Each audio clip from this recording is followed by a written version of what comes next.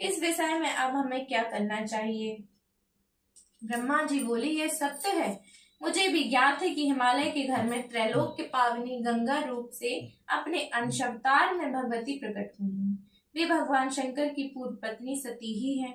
वे महेश को ही पुनः प्राप्त करेंगी। भगवान शिव भी उन्हें पुनः पाकर परम आनंदित होंगे। किंतु इसमें एक संदेह है।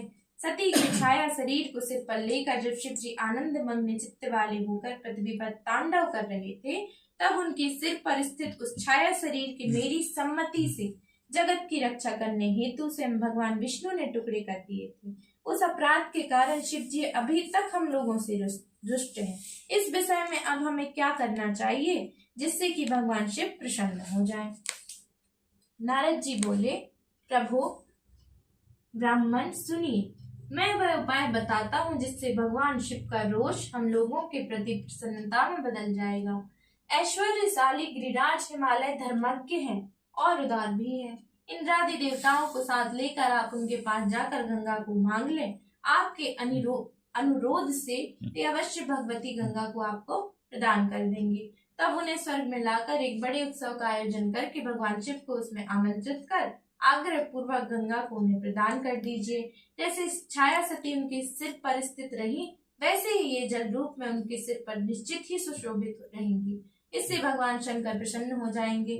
ब्रह्मा जी बोले, पुत्र तुम चिरंजीवी हो। जैसा तुमने कहा वैसा करने से भगवान शंकर अवश्य प्रसन्न हो जाएंगे। अतः पुत्र तुम शीघ्रता पूर्वक इंद्रादि देवों के पास जाकर उन्हें सारी बात बताकर मेरे पास आने का संदेश दे दो।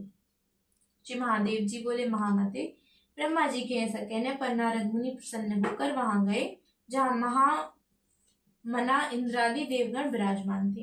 नारद जी बोले, प्रभु देवराज, मैं ब्रह्मलोक से महात्मा पिताजी की आज्ञा से आपके पास आया हूँ। मृत्यु लोक में हिमवान के गृह में साक्षात देवी सती ने पुत्री रूप से जन्म लिया है।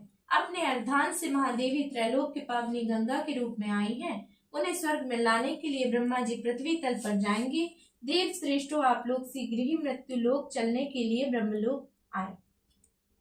देवगण बोले, मुनिवर आप क्या कह रहे हैं? क्या स्वयं सती ने मृत्यु लोक में जन्म लिया है?